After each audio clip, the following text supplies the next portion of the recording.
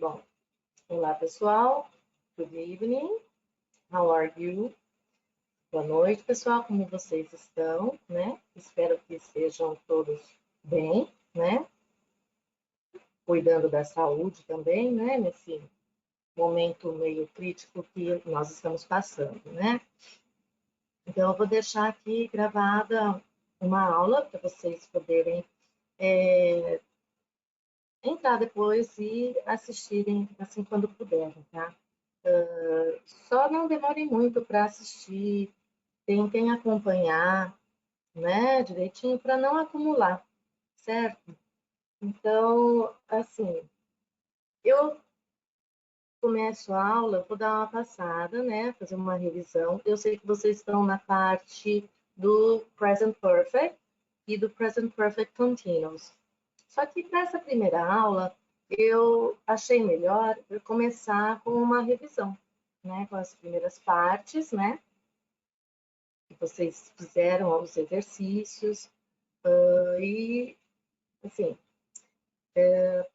eu achei melhor voltar lá na parte de gramática, na voz ativa e voz passiva no inglês, tá? A primeira parte que nós fizemos foram as técnicas de leitura, né? Então, acho que esse aí é fácil, vocês entenderam direitinho, nós fizemos os exercícios em sala, né?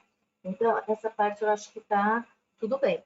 Se não estiver, se vocês tiverem alguma dúvida, entre em contato comigo, né? Manda uma mensagem, ou tentem na próxima aula, aula virtual, entrar para tirar as dúvidas, tá, pessoal? Porque melhor do que isso, né? Que eu estou gostando muito desse negócio de dar aula aqui virtual, né? Mas seria melhor que vocês participassem para tirar as dúvidas, né? Porque, assim, no momento eu sinto que eu estou falando sozinha, mas tudo bem, vamos então, né? Então, a primeira parte, assim, da gramática que tem, né, do curso de inglês é sobre a voz ativa e voz passiva. Então, voz passiva, voz ativa. Quando nós usamos, por que usamos, né, a voz passiva, a voz ativa? Para começar, ela é igual à língua portuguesa, né? Então, nós temos aqui, ó, usamos a voz passiva quando a pessoa que pratica a ação é desconhecida ou não é relevante ao tipo de informação que queremos passar. O que quer dar ênfase à ação e não à pessoa, né? Então, nós temos aqui, lá em cima, né? Vamos voltar aqui. A voz ativa é quando o sujeito, ele realiza a ação, né? Então, quando falamos em voz ativa e voz passiva, estamos nos referindo à estrutura de frases, ordem das palavras. As frases na voz active voice, voz ativa, são aquelas em que o sujeito de praticação está em evidência, né? Já em frases na passive voice, voz passiva, o objeto que recebe a ação está em evidência. Por exemplo, né? Nós temos aqui uma voz, um exemplo na voz ativa. Julia bought the new Game of Thrones book. Então, a Júlia comprou o novo livro, né, de Game of Thrones, Jogos dos Tronos, né, dos Reinos, também podemos traduzir assim. Então, o sujeito, ele executou uma ação, né? Nós temos o sujeito, que é a Júlia, e temos o livro Game of Thrones, que é o objeto, tá? Então, essa é a frase mais comum que nós usamos no dia a dia. Nós usamos muito mais a voz ativa, tá? Agora, na voz passiva, como ficaria essa frase? The new Game of Thrones book was bought by Julia. O novo livro de Game of Thrones foi comprado por Julia. Então, tá vendo? né? Na voz ativa, o sujeito está mais, aquele que executa a ação está mais em evidência, né? E na voz passiva, o objeto está em evidência, certo? Então, a estrutura das frases na voz ativa é a mais comum, como eu disse para vocês anteriormente, né? É a primeira que aprendemos, a mais clara e a que mais usamos diariamente. Então, tem lá. Quem faz a ação é o sujeito, né? Mais o verbo e mais o objeto que recebe a ação. Então, olha lá. Júlia, né? Que é quem faz a ação, o sujeito. Bought é o verbo, é o participio passado do verbo to buy, que é comprar, né? E the new game of the Thrones book, é o objeto que recebe a ação, tá? Então, já a estrutura, e continuando aqui, né? Já a estrutura das frases na voz passiva não é tão comum na linguagem cotidiana, a gente não costuma usar muito, mas ela existe, né? Claro. Ainda assim, é muito importante saber construir frases na voz passiva para conseguir adquirir fluência ao longo do aprendizado da língua. Então, voz passiva, objeto que recebe a ação, mas o verbo to be, no mesmo tempo da frase, na voz ativa, mais o past participle. Use o verbo principal da voz ativa no particípio passado. É a forma terceira da coluna tabela de verbos. Eu coloquei aqui na plataforma, pessoal, uma tabela de verbos, dos verbos irregulares, tá? E dos verbos regulares, não tem necessidade, porque é mais fácil. Então, nós temos que memorizar os verbos irregulares. Nós vamos chegar lá um pouquinho na hora que eu chegar no present perfect, tá? Então, tem lá, o objeto recebe a ação, aí já li essa parte, né? É a preposição by, né? Não pode esquecer da preposição by, e mais quem faz a ação. Então, temos lá o objeto que recebe a ação. The New Game of Thrones book was, né? No passado, o verbo to be, esse was, é o passado do verbo to be, bought, participe passado, o verbinho da terceira coluna lá da tabela, do verbo by, e a pessoa que executou a ação. Então, nesse caso aqui, desculpa aí, eu esqueci que tinha. Nesse caso aí, está em evidência o objeto, tá? Aí tem o exemplo aqui da dúvida, né? Quando usar a voz passiva? Então, nós usamos a voz passiva, a pessoa que pratica a ação é desconhecida ou não é relevante, não é importante, né? Ao tipo de informação que queremos passar. Você quer dar ênfase à ação e não à pessoa. Então, você dá ênfase à ação que ela realizou, né? E não no sujeito que realizou esta ação. Então, tem mais um exemplo aqui, ó. Tem mais dois. The eclipse can be observed tonight. O eclipse pode ser observado hoje à noite. A new shopping mall was built near our school. Então, um shopping novo, um novo shopping, foi construído perto da nossa escola. Ok? Aí, as frases, né? Daqui passa as frases abaixo, que são active voice para a voz passiva. Eu coloquei lá nos exercícios, tá? Então, vamos para a próxima tela. Vamos caminhar aqui.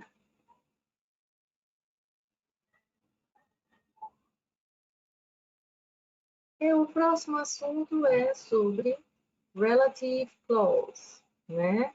Orações relativas, que em inglês exercem a função de adjetivos.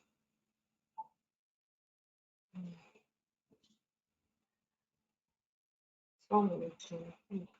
Eu vou fechar a janela. O cachorrinho latindo agora.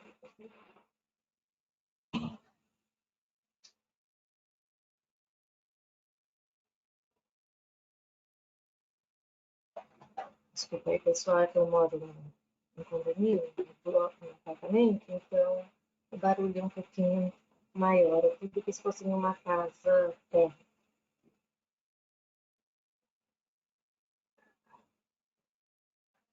Então, voltando aqui, a relative clause, orações relativas, ou if clause também, né? Elas são empregadas com o intuito de informar sobre uma pessoa ou determinada coisa. Dessa forma, elas funcionam como complementos de um substantivo ou um pronome.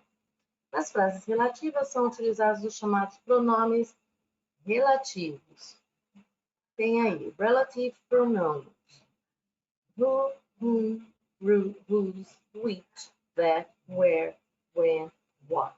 Ah, mas, professora, essas palavras não são usadas para fazer perguntas, né? Porque who é quem, que, o que, qual. Whom é de quem para quem. Whose, cujo, cuja, cujos. Which é que, o qual e o que. E tem o that, que é que, where, referindo a lugares, onde, em que, no qual, na qual, né? E o when, quando, referindo-se a tempo. E o what, o que e qual. Ah, então. Mas não são usados para fazer perguntas? São também. Quando você quer perguntar, quer pedir por informações, você usa. Né? Eles são chamados de interrogative pronouns também, pronomes interrogativos. Tá? Mas eles também têm a função de ligar uma frase a outra. Por isso que são chamados também aqui de relative clause. São frases relativas, frases que estão relacionadas, tá? E aí, não sei se vocês notaram, pessoal, mas o pronome relativo which e what, eles têm mais ou menos a mesma, mais ou menos não, eles têm a mesma tradução. Ah, tanto faz, eu posso tanto usar o what como o which. O what, assim, se tratando, né, de quando você vai perguntar, pedir alguma informação, ele tem a tradução dele mesmo, você pode perguntar várias coisas. A diferença entre o what e o which é que o which você tem uma escolha, tem alternativas, né? Você tem você tem que escolher entre duas coisas ou três ou mais. Por exemplo, eu tenho duas canetas, uma vermelha e uma azul. Então eu pergunto para vocês assim: qual vocês preferem? A caneta azul ou a caneta vermelha? Eu vou usar o which. Which pen would you prefer? The red or the blue one? Which pen do you prefer? Então, qual caneta, qual das duas, né? A azul, a vermelha, você prefere? Aí a gente usa which. E o what é usado para perguntar o nome. What's your name? What time is it? As horas, né? What's your favorite color? Qual sua cor favorita? Né? Então, você não tem opções, vamos dizer assim, tá? Então, o who nós vamos usar quando for relacionado a pessoas, tá? A frase for relacionada a pessoas. O whom também. O whose é o cujo, cuja, né? Cujos, cujas. O which, quando você tem alternativas, né? E o that, aí tá aí no meio, ele, posso dizer para vocês que ele é o pronome relativo multiuso, tá? Na dúvida, você usa o that. Se você não sabe qual usar, você pode colocar o that aí, tá? No meio da frase. Mas não vamos usar só o that, tá? Temos que saber os outros, conhecer os outros também, porque eles são usados, né? Eles também são usados e muito usados. Então, a gente precisa saber conhecê-los para poder reconhecer quando alguém falar, conversar com você e usar, certo? Então, aqui a classificação, né, das orações relativas, dependendo da função que os pronomes relativos exercem na frase, sujeito, objeto ou posse, as relative clauses são classificadas de duas maneiras. Defining relative clauses, orações restritivas, usadas para definir sobre quem ou que estamos falando, não são antecedidas por vírgula e os pronomes relativos utilizados são who, quem, whom, which, whose, where, when e that. Tá? Exemplos. Vamos aos exemplos. That's the man whom I saw in the bank. Tá vendo? Esse é o homem que eu vi no banco. Notem que a tradução vai ficar, o who vai ficar como que. Então, é o pronome relativo que na língua portuguesa, tá? Então, aqui ele não vai ser traduzido como quem, e sim como que. O exemplo com whom. This is my friend whom I just told you about. Esse é o meu amigo de quem eu acabei de falar para você. De quem, tá? These are principles which we all believe in. Esses são os princípios em que todos acreditamos. Tá? Esse está meio que determinado ali. The story was about a man whose family came from Brazil. A história é sobre um homem cuja família, né, veio do Brasil. I know where the keys are. Eu sei aonde ou onde estão as chaves. Então, where relacionado a lugar, place. I drive with caution when it rains. Eu dirijo com cuidado quando chove. Então, relacionado a tempo, ao estado, uma situação. Não, pulei uma aqui, sorry. I feel that my English improved a lot.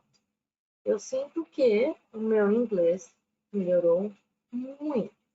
Tá? Então, aparece o that aí, né? E ele pode ser usado em qualquer situação. Non-defining relative clauses são as orações explicativas. Diferente das defining relative clauses, que são as orações restritivas, elas não fornecem informações essenciais sobre o antecedente na frase. Nesse caso, as informações adicionadas geralmente aparecem entre vírgulas. Os pronomes mais utilizados são who, whom, whose e which. My brother, vamos aos exemplos. My brother, who's only just 17, has already passed his driving test. Meu irmão, que tem apenas 17 anos, já passou no teste de condução. There are 10 girls in my class, a few of whom are my friends. Há 10 meninas em minha classe, algumas das quais são minhas amigas. Yesterday, I met a woman named Rosanna, whose husband works in London. Então, se vocês estão percebendo, está sempre explicando alguma coisa, está explicando a frase anterior, né? Ontem conheci uma mulher chamada Rosana, cujo marido trabalha em Londres. The book, which includes a map, gives you all the information you need about Venice. Então, o livro que inclui um mapa dá-lhe todas as informações que você precisa sobre Veneza. Tá? Então, aqui tem a explicação sobre as relative clauses, né? Defining relative clauses, definindo as orações relativas, né? Então, nós temos as restritivas, né? E as não e as orações explicativas, certo? Vamos para o próximo item.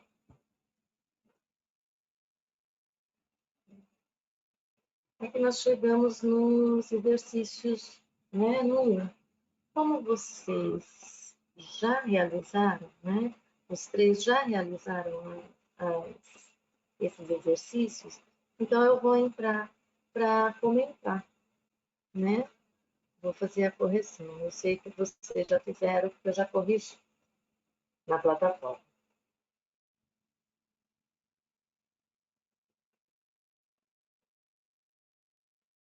Então, aqui no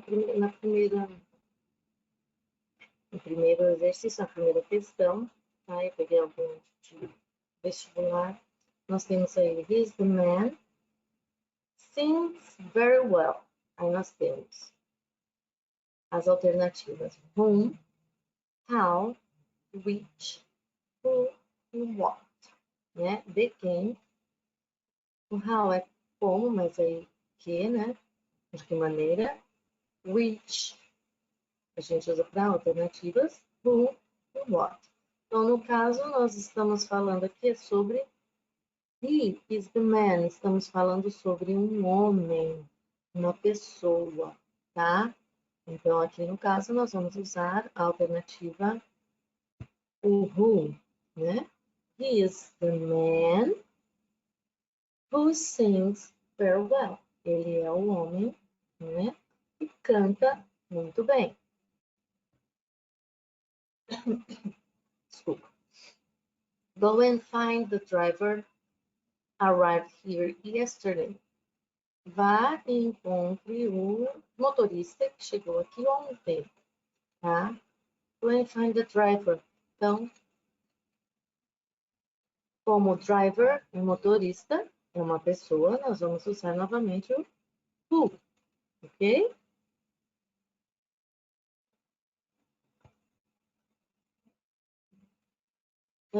Aqui nós temos que dizer, né, se é restritiva, as duas frases, ou se é restritiva, explicativa, qual que aparece primeiro. Então, temos lá, in the sentences, we are hearing a generation of kids who are more equitable and more understanding about the existence of language variety. And a outra, some are academic, but many are for the general inquisitive reader, including by hook or by crook, a journey in search and English and Shakespeare's works, which has co-authorized by his son Ben, which was co-authored by his son. One finds relative clauses that should be respectively classified as defining and non-defining. Defining and defining, as duas são restritiva e explicativa, né? As duas são restritivas ou explicativas e restritiva ou explicativa e explicativa, né? As duas, qual a alternativa correta, né?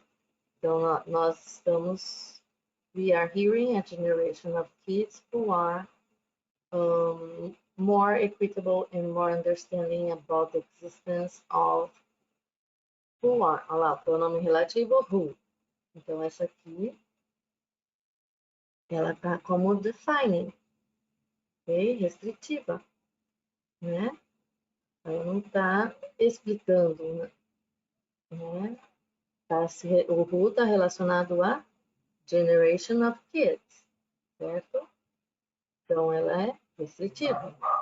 Está se restringindo ao sujeito. A outra frase, some are academic, but many are for general, well, é muito grande, né? A junior in searching, but which was co-authored by his son, Ben. Então, a primeira é restritiva, porque está se referindo ali à geração de crianças, e a segunda é explicativa, né? Que está explicando o que foi feito, né? É uma coautoria do filho dele, Ben. Ok? Então, nós temos defining and non-defining. Ok? E, geralmente, a explicativa, ó, ela vem entre vírgulas, tá? Na restritiva, não tem vírgulas. Se vocês repararem, tá? Que foi falado anteriormente. A última, as frases dos exercícios abaixo estão na Active Voice. Passe-as para a Passive Voice. Então, tem lá, Jerry ate the cheese. Então, o Jerry, ele comeu o queijo, né? Então, a primeira, o que a gente pode colocar aqui? Jerry é o sujeito, aquele que fez a ação, né? Nós temos que colocar na voz passiva para dar ênfase no objeto, né? E não no sujeito, na ação, tá? Então, qual que é o objeto aqui no caso? The cheese. So, então a gente coloca ele primeiro. The cheese foi, o verbo ser, né? O passado. Was eaten by Jerry. Oops. By Jerry. E aí fica na voz passiva, fica assim. Então, essa é a primeira. A segunda, como que vai ficar? Na segunda, nós temos lá, Mary does the laundry on weekend. Então, a Mary faz a lavanderia no final de semana, quer dizer, ela lava a roupa no final de semana, ok? Aí, nós temos que falar como? A roupa é lavada, ou a lavanderia é feita pela Mary no final de semana, ok? Então, qual que é o objeto aqui? Não é the laundry? The laundry.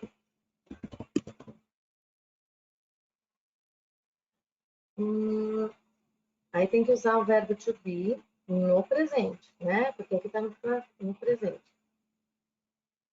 The laundry is done by Mary on weekend. Ok? A roupa é lavada pela Mary no final de semana.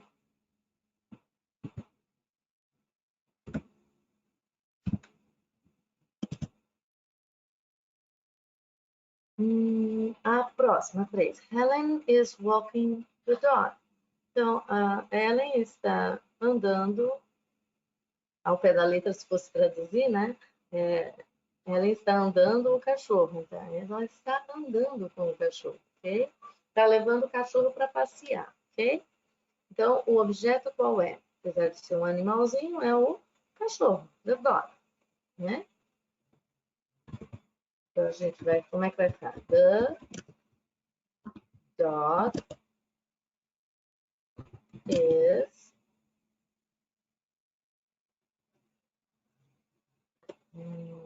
is walking, is being, fica no presente contínuo, né? Is being walked.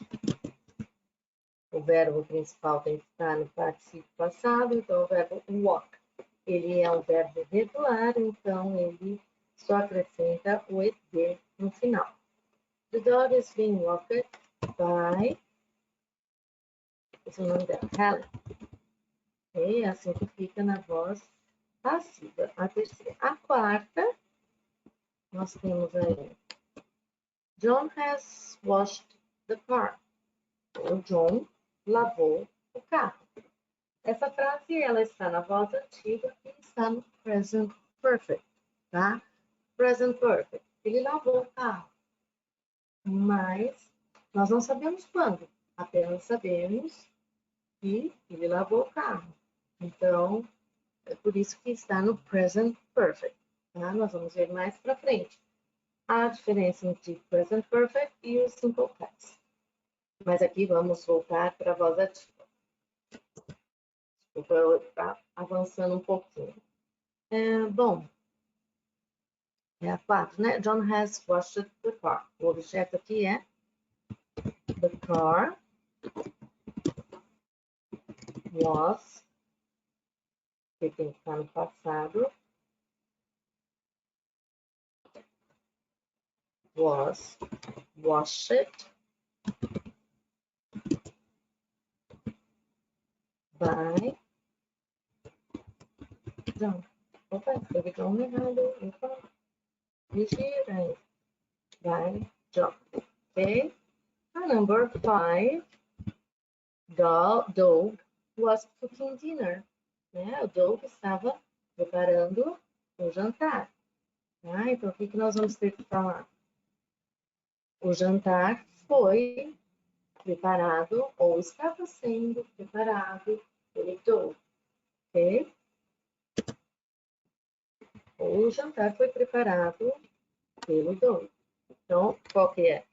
Dinner, né? Objeto. Dinner was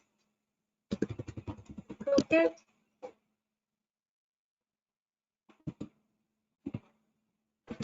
by Doug. Certo, pessoal?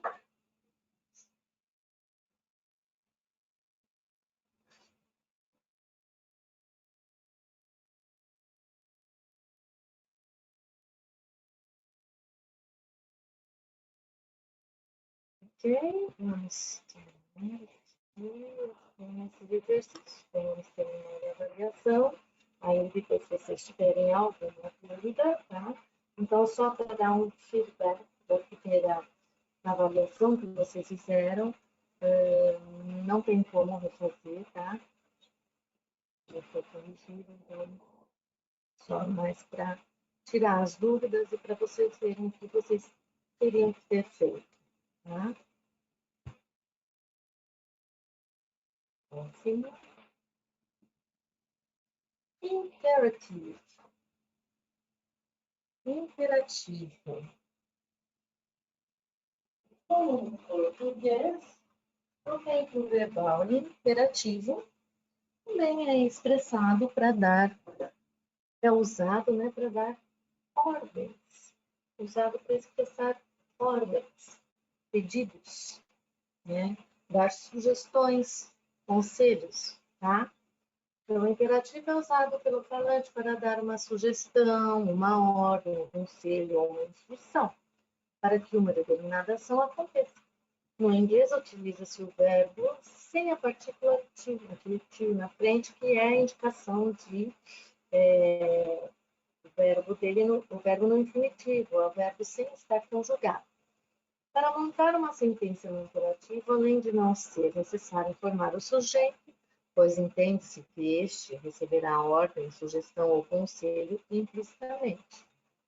Exemplo: listen, I need you go now. Escuta, ouça, eu preciso que você vá agora.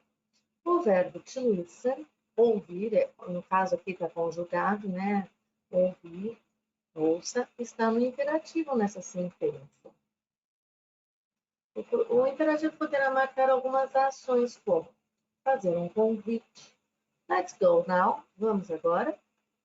Para convites, sempre utilizar o let's. É o vamos, né? O famoso vamos. Fazer um oferecimento. Have a piece of cake. Tá, pega um pedaço de bolo. Come um pedaço de bolo, né? Pega um pedaço de bolo. Dar uma ordem. Listen to them. Ouça aí. Fazer um pedido. Open the door. Abra a porta. Dar um conselho. Be careful. Seja cuidadoso. Tá? Aqui tem umas regras. Se for necessário dar mais ênfase na frase, basta colocar o auxiliar do no começo da frase. Ah, professora, mas não é para fazer perguntas, né? O auxiliar, o do e o does. Nós também podemos usar no imperativo no início da frase para dar ênfase. Tá? Por exemplo, do put all the toys in the box. Mas ele fica uma coisa mais firme, mais rígida, como se você estivesse dando uma ordem mesmo, né?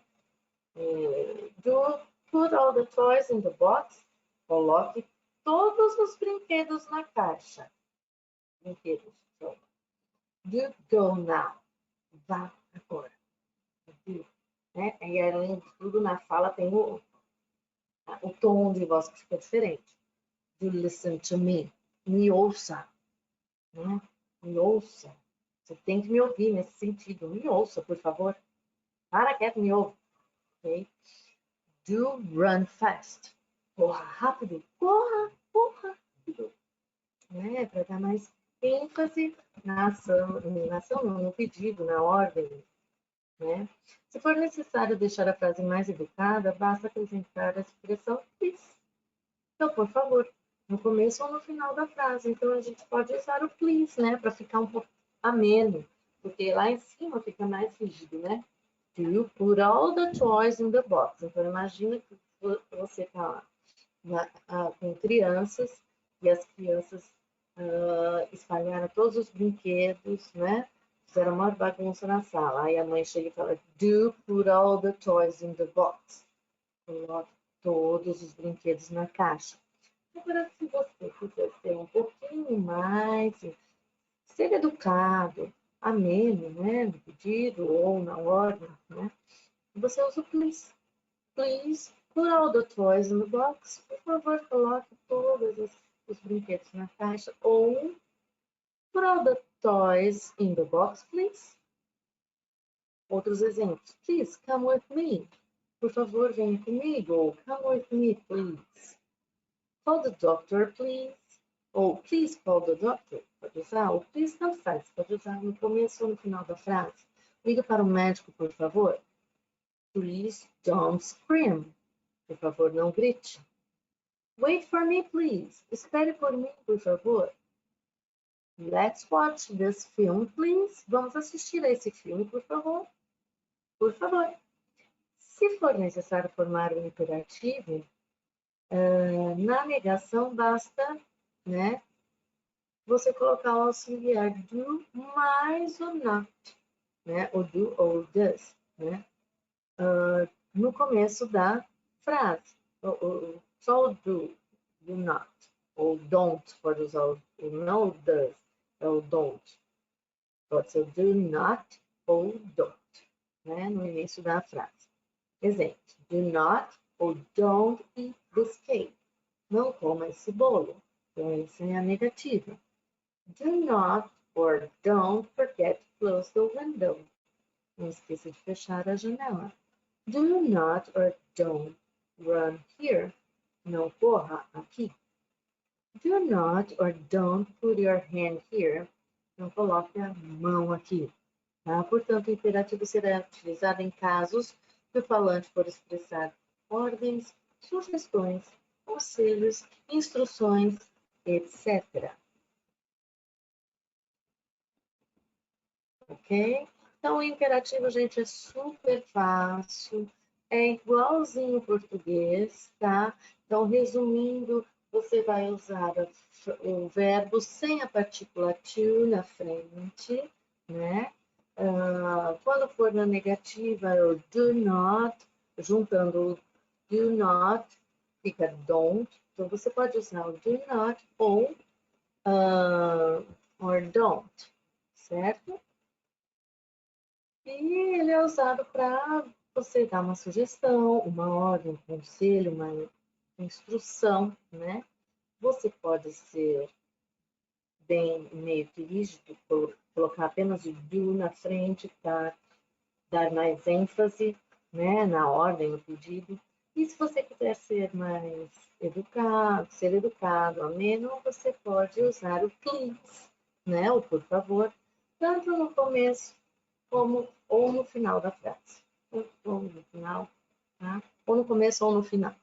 ok? Então, depois dúvidas, tá? Vocês anotem, né? E vamos falar. Vamos